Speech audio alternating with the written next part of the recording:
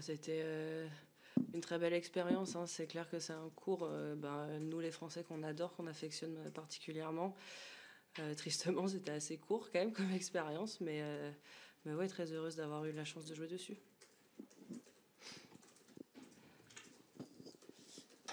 C'était un tirage difficile. Qu'est-ce que tu peux nous dire du jeu d'Iga Swiatek? Honnêtement, c'est très très solide, hein, sur tous les compartiments du jeu. C'est rare de faire un match de tennis où on se dit qu'on n'a vraiment aucune chance de gagner au final parce qu'elle est meilleure sur tous les domaines.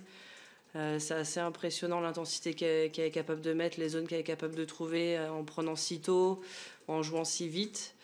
Ouais, c'était vraiment très impressionnant.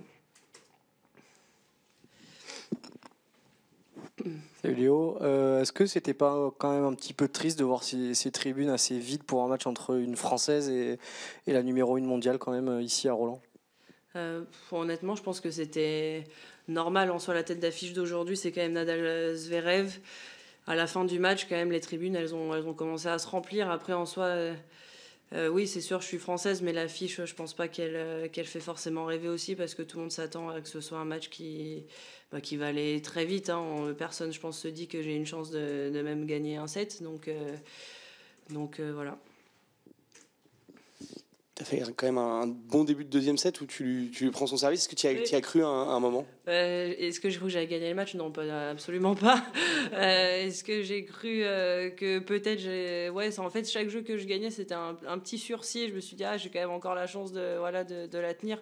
Honnêtement, les jeux que j'ai gagnés, c'est quand même parce qu'elle fait on va dire des fautes un peu bêtes, des fautes directes. C'est pas moi qui ai fait beaucoup de coups gagnants aujourd'hui, donc voilà, c'est ça qui était très dur pour moi en face. C'est que même si j'étais devant au score, je savais très bien qu'une fois qu'elle allait se régler, ça allait dérouler. Tu nous as dit que c'était tristement court. Est-ce que tu as réussi quand même un petit peu à profiter? Bah oui, bien sûr, j'ai quand même profité. Après, c'est clair que quand je vois la fin du premier set où ça fait 28 minutes, l'objectif c'est d'essayer de faire au moins 1 heure quand même. Chose que j'ai réussi à faire, je suis quand même très fière de ça aussi. Ouais, c'est rapide, mais bon, après voilà, c'était vraiment une grande expérience.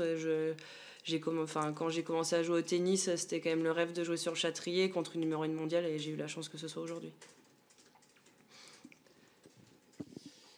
Qu'est-ce que tu retiens de ce Roland? C'est quand même positif, ces 3 matchs gagnés en qualification. Ce premier tour, ça restera une édition pour toi positive?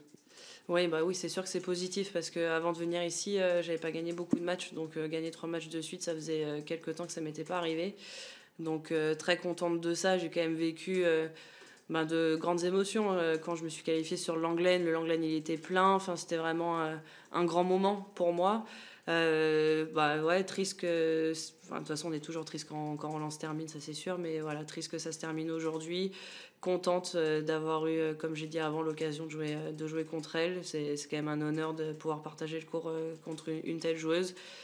En plus sur le Châtrier, donc voilà, c'est un sentiment très mitigé, très déçu de partir, mais en même temps très heureux de ce que j'ai pu accomplir cette semaine.